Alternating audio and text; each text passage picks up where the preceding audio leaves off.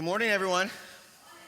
We are in the depths of August, which is always funny to me because it means that the bulk of our community is gone and traveling, and at the same time, we end up getting some new folks to come check out this church going, where is everybody?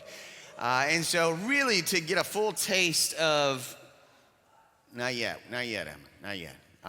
You'll know when. Patty goes, oh my God, what are we talking about today? And so a few weeks from now is when really we will start seeing our people show up. If you're online, just know that this room is packed with thousands of people. You're missing out. Actually, last night, Hannix Daniels, one of our members here, was married. And it was a blast. Got to see a bunch of our leaders and young people dancing like fools, and that is where a lot of them are today. Let me read to you part of Matthew 25, and we're going to jump around it today. If you have your phones or Bibles, you can turn with me to it. We're going to read from verse 31. It says this: when the Son of Man comes in his glory and all the angels with him, he will sit on his glorious throne, and all the nations will be gathered before him. And he will separate the people one from another as a shepherd separates the sheep from the goats. He will put the sheep on his right and the goats on his left. And then the king will say to those on his right, come, you who are blessed by my Father. Take your inheritance, the kingdom prepared for you since the creation of the world. For I was hungry and you gave me something to eat. I was thirsty, and you gave me something to drink. I was a stranger, and you invited me in. I needed clothes, you clothed me. I was sick, and you looked after me. I was in prison, you came to visit me. Then the righteous will answer him, Lord, when did we see you hungry and feed you? Or thirsty and give you a drink? When did we see you a stranger and invite you in, or needing clothes and clothe you? When did we see you sick or in prison and go visit you? And the king will reply, truly I tell you, whatever you did for one of the least of these brothers and sisters of mine, you did for me. Today, we do something we rarely ever do at Mosaic. So if you're here visiting, that's an important context for you. We are talking about Judgment and Judgment Day, which I know is not the lightest of conversations, which means I have to start with a joke. There we go. New York cab driver and a priest both die on the same day.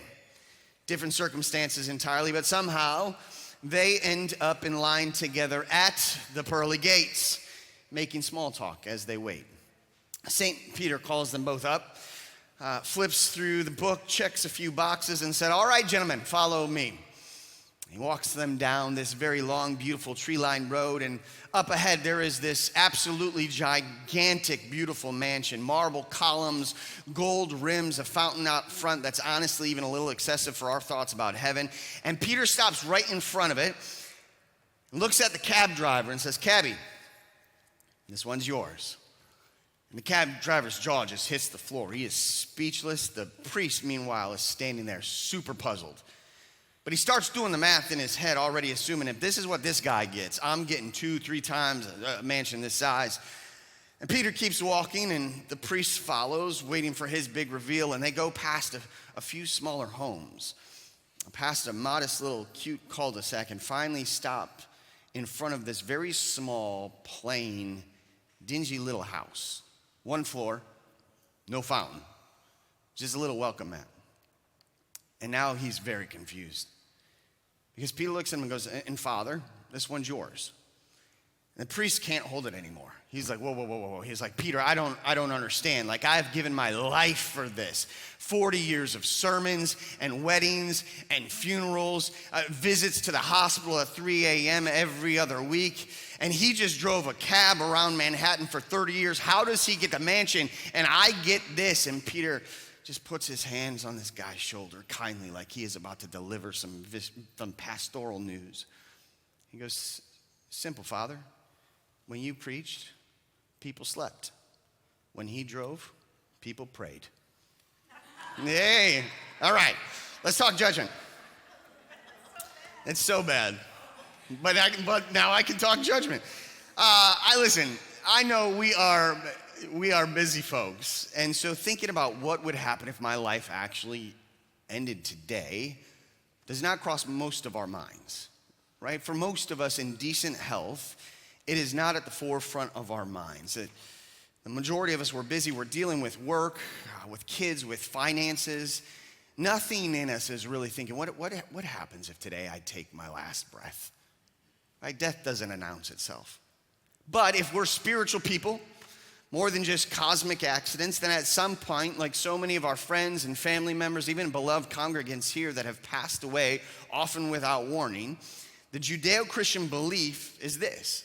It is that we get to meet, once we breathe that last breath and exhale the very breath of God, we meet the Christ, the Son of Man, the judge who sits at the right hand of the Father, the one who came into the world to show us exactly what God is like through the death, resurrection, and ascension of Jesus. And even if we only ask the question at funerals or when we get the phone call that somebody we love has passed away, the question is, how am I doing? Like, how am I doing? If there's something next, how have I done so that I can know a little bit about what's next? The hope is that I'm an eternal being and that you are too.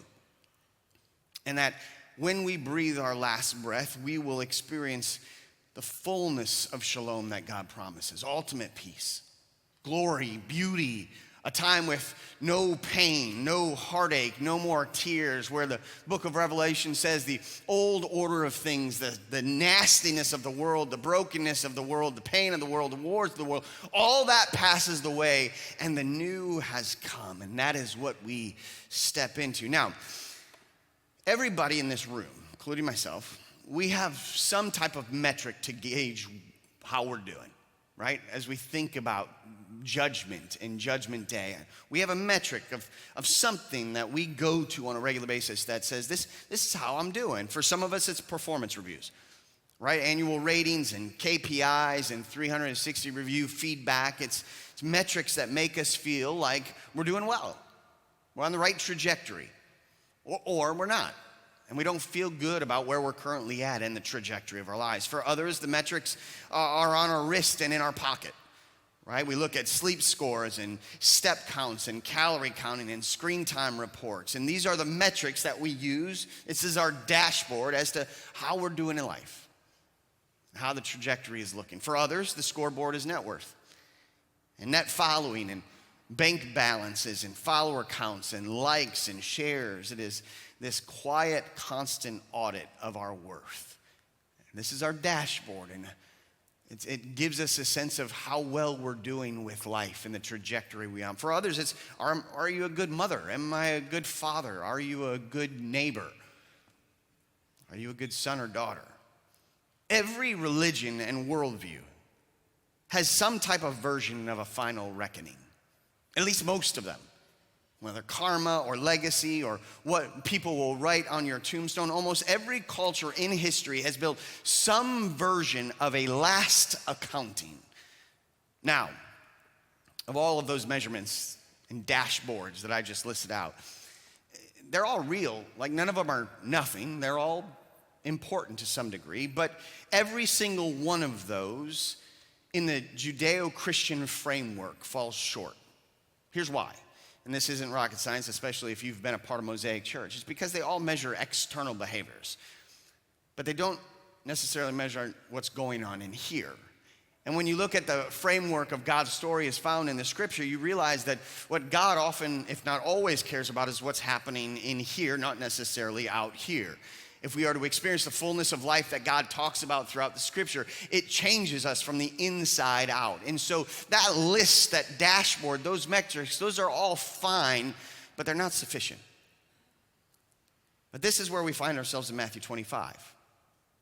And Jesus gives 3 different parables. I just read a part of one, but he gives 3 to gauge whether or not we're doing well in the scope of spiritual eternal judgment based upon the way of Jesus and the good news of the gospel.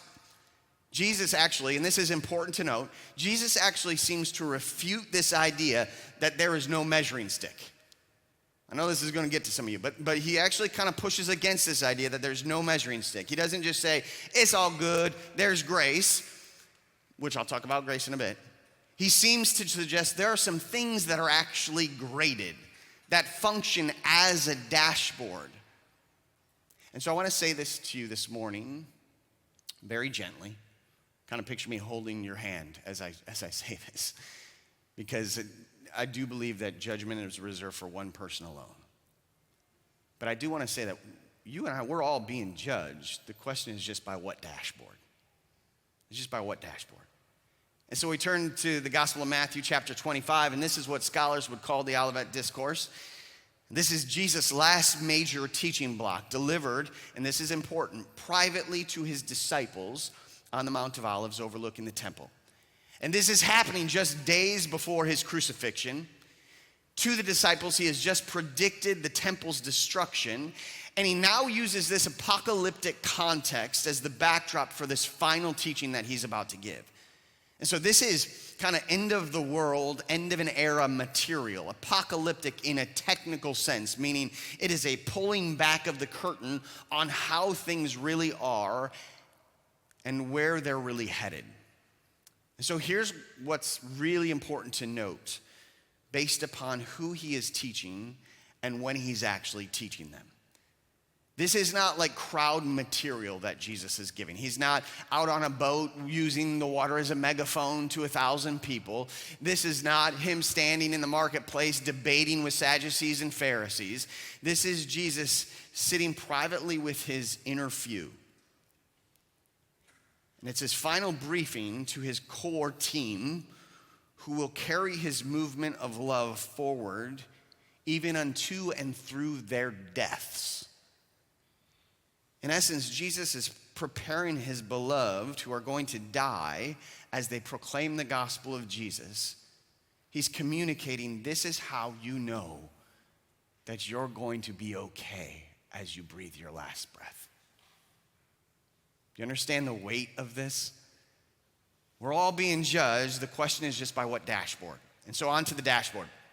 Dashboard number one comes in this first parable, a parable about attentiveness. And he uses this very strange, if you don't know the cultural moment, a very strange illustration of a bunch of virgins and a bridegroom. And so Jesus sits down with his disciples, his students, and he is the master storyteller. And so he gives the setup. He says, there's 10 bridesmaids. They have one job. Wait for the groom, then walk him into the wedding with lit lamps. That is the entire assignment. But then he introduces the split, and you're going to see this in all three parables. Unlike a bunch of Jesus' teachings where there's nuance and grayness, for some reason at the end of this ministry, he gives these three parables that have very clear distinctions between person A and person B. And so he delivers the split, and he says 5 of those bridesmaids brought extra oil. 5 did not. We don't have a skill gap. We don't have a talent gap or a capacity or competency gap. This is just simply a preparation gap, a lack of attentiveness. Then he introduces, like a good storyteller, the conflict. The groom takes longer than expected. All 10 get drowsy. All 10 of them fall asleep. This is a little prophetic imagery because if you know the story of Jesus, in a few moments or days later, he is going to ask all of his disciples to stay awake as he prays, and they can't, and they fall asleep as he is betrayed. But it's important to go, sleeping isn't the failure in this parable. Everybody sleeps. The failure has already happened earlier, and what these women did or did not pack. And so now is the moment of truth in his storytelling. It's the climax. We hear this midnight cry, he's here. The bridegroom is here. Lamps need refueling right now with 0 lead time to get more oil. And so the 5 without oil turn to the 5 that have oil, and they're like, can you share some, please? It's got to happen now. And they look at the 5 and they go, no, we can't. And it's not out of stinginess. It's just oil can't be transferred. Preparedness isn't something that you can borrow off somebody else in the moment that you need it. Preparedness isn't something that you can quickly borrow from someone else in the moment you need it. And so now the scramble, the unprepared 5 run out to buy the oil. This is totally me in this parable, by the way. I would be running out last minute to buy the oil. While they're gone, the doors close. They come back. They knock, and the groom says, I don't know you. You're late. Not try again. Maybe next time. The door just closes. And Jesus then lays it down the only way that Jesus as a storyteller can. Keep watch, because you do not know the day or the hour. Does anybody in here have reoccurring dreams? Just give me a hand if you have a reoccurring dream. Yeah, a few of you? Anything you want to share? Don't get too weird with it. But yeah, no. I have this one that happens often, where I am asked last minute to speak in this high stakes moment. I have it like once a month. It's usually at a massive religious event or sometimes it's at a community organizing or political event. And I get up to speak, and this is my dream. It's a panicky dream. I get up to speak, and 3 sentences in, I start to hear myself in slow-mo, and I realize I have no idea what I'm saying. None of what has come out of my mouth makes any sense. And as I start to pay attention to my words, I just unravel, and more of nothing comes out of my mouth. And I realize I have just blown this high stakes moment with all of these people I love that respected me a few moments earlier and are now watching me just unravel in front of their eyes. I couldn't pull it together last second. The sin in this first parable is not being ready when the moment came. Attentiveness isn't constant frantic vigilance, it's sustained readiness. Reserves that are put in place before the crisis. Not scrambling it together and figuring out and being brilliant in the moment. And so the question this first parable asks us is your spiritual life something you're sustaining quietly? Through prayer and solitude? Through listening, learning about what God's voice sounds like, through worship and contemplation and confession, and through it being a part of an accountable community where you're actually present with them, serving. Are you building up a reserve even when nothing dramatic is actually happening, or are you always trying to borrow oil at midnight? Now, what does borrowing oil at midnight look like? I'm very glad you asked. Here's what it looks like. It's living your whole life assuming that you will at some point get right and take spiritual formation serious, right? I will later, like once I'm out of this crazy season with this job, or once I'm done with this relationship, I'm gonna get there. I will get there. Once I'm out of this crazy city and move into a more settled place, I'll get there. Once I get to that future place, that's when I'm gonna get right with God. That is burning oil at midnight. Burning oil at midnight is the person who never opens the scripture, never prays, never builds any actual relationship with God, but suddenly starts negotiating with heaven the moment that diagnosis comes. Or the moment you feel the turbulence in the plane. You're like, dear God, I'll give you anything, just don't let us go down. All right, midnight oil is the amount of people that like hit a really bumpy road and then will call us up at Mosaic and be like, what time are your services? I need to come, and there's some stuff I need to get right, which we love. We love that.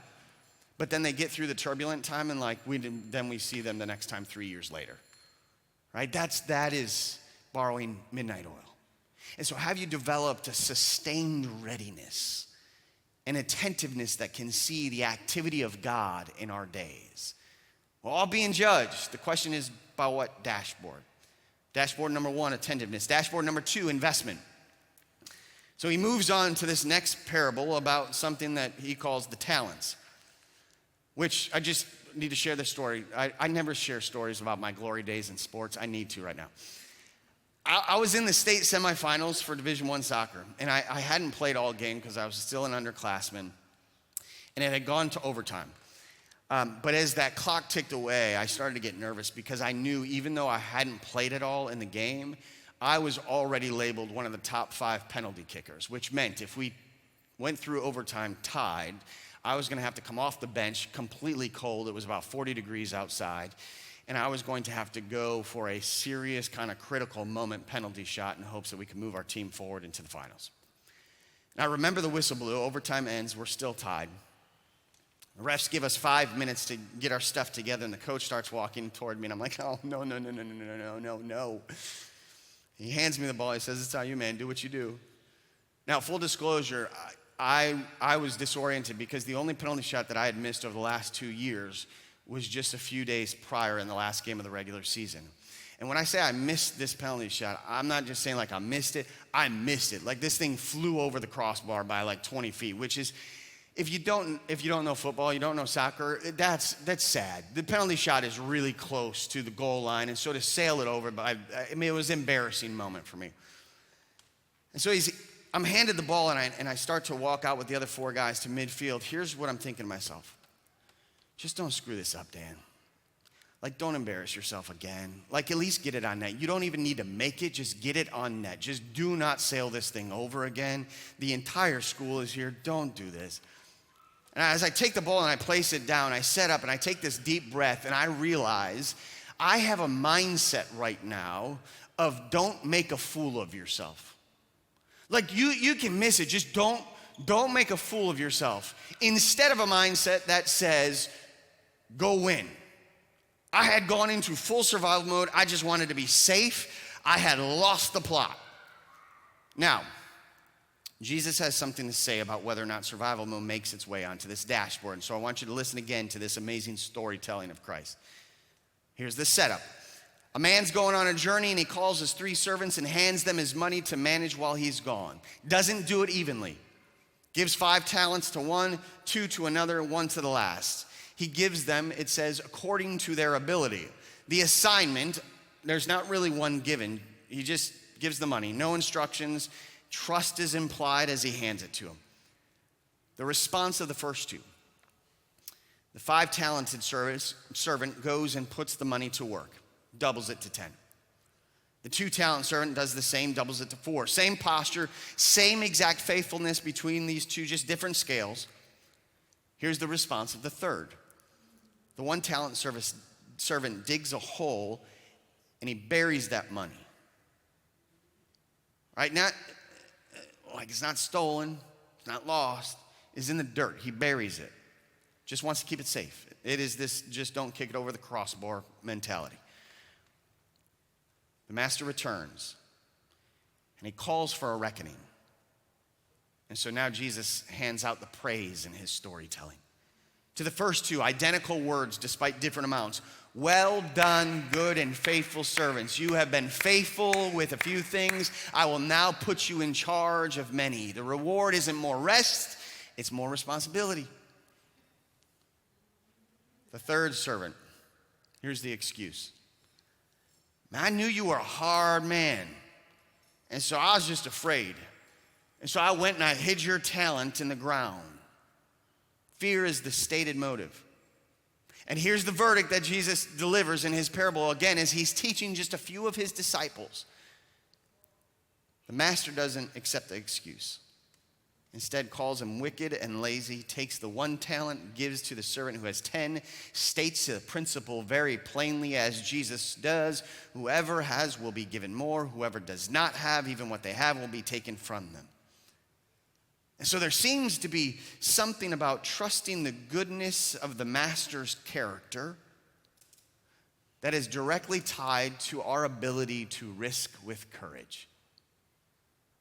These 2 things are intricately linked. What we view of our master's character is going to be directly tied to the way that we are able to risk in faith, in joy, and independence. Now, before I move on to the 3rd parable, I'll give you some cultural context on the talent. A talent was not a coin. It was a unit of weight, roughly 75 to 130 pounds of silver or gold.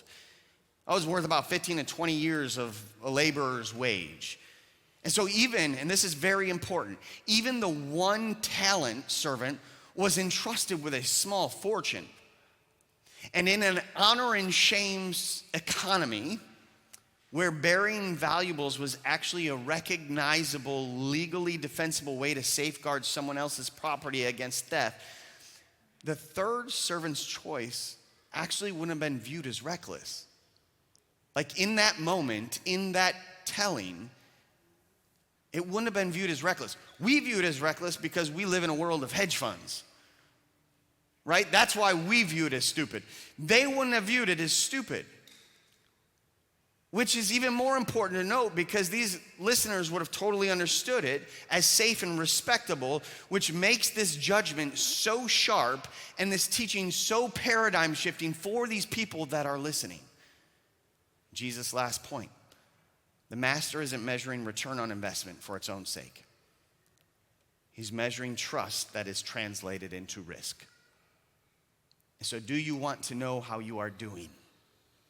As we talk about Judgment Day and your spiritual trajectory, you need to look at your investments.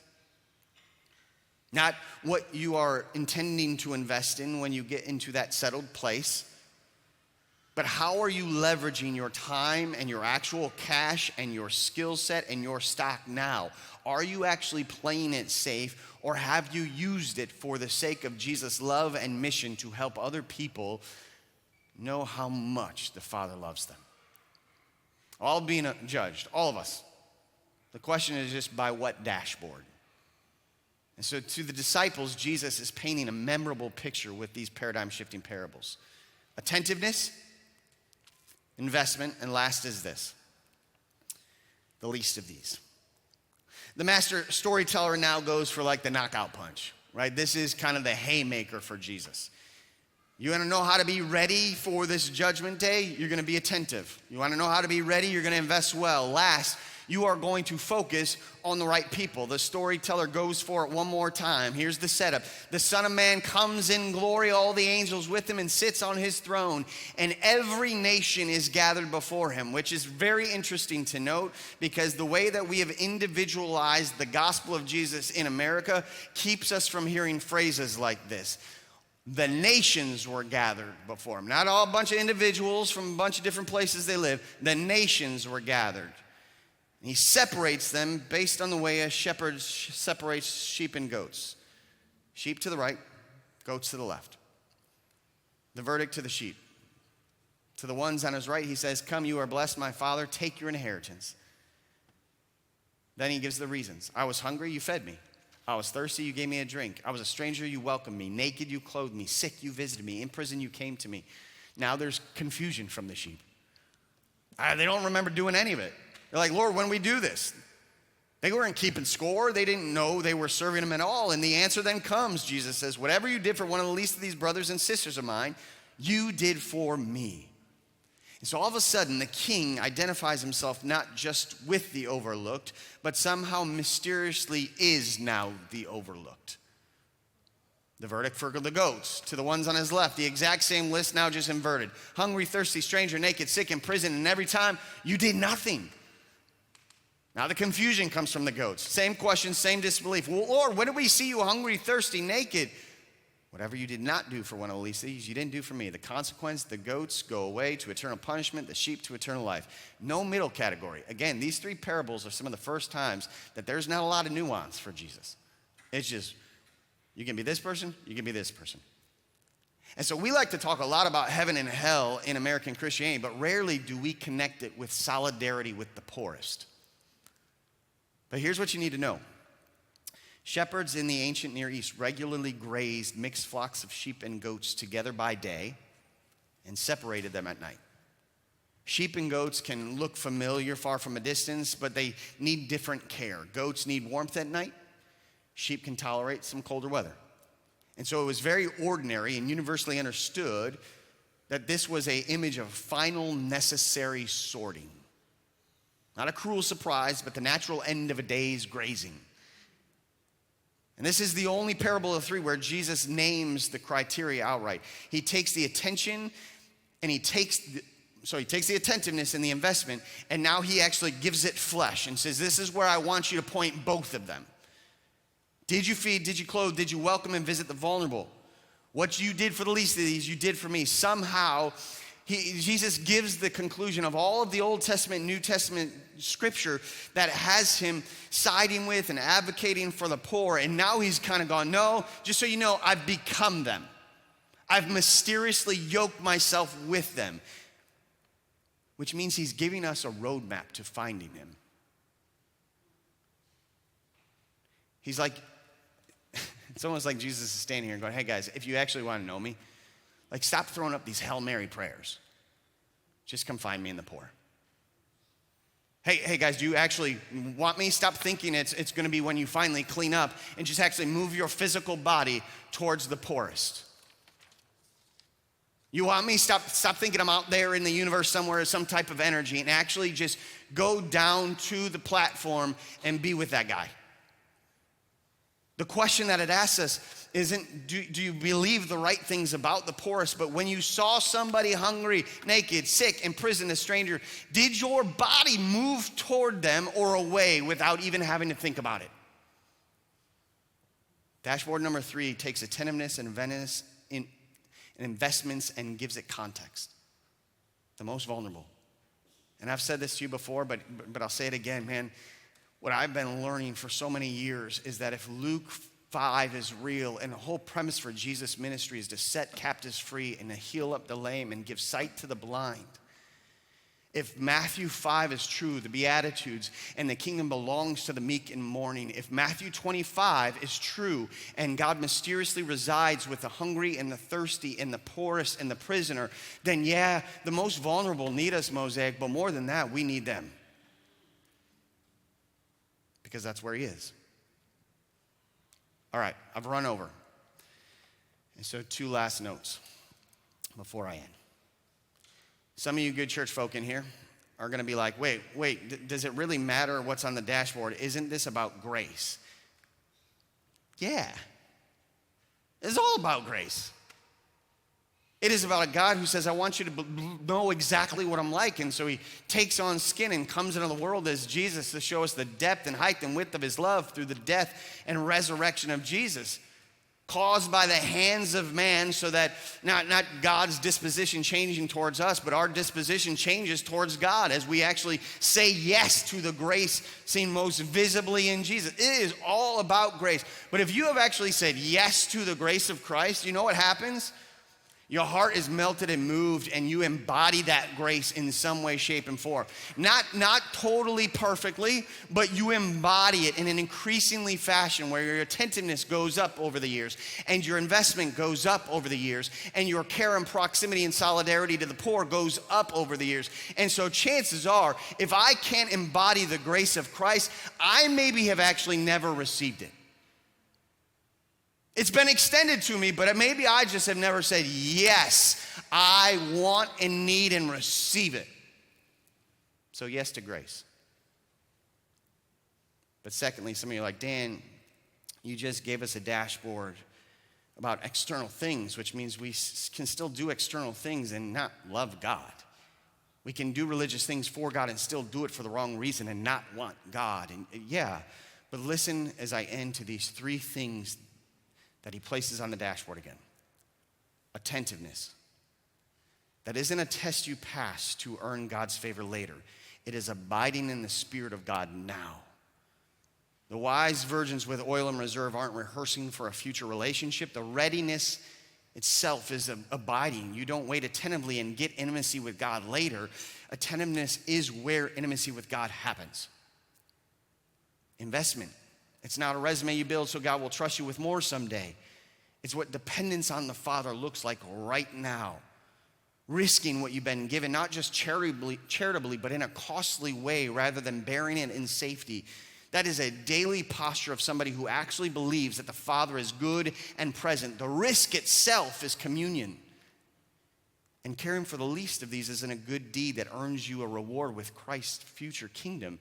It is the act of being physically yoked with Jesus, who is with the poor.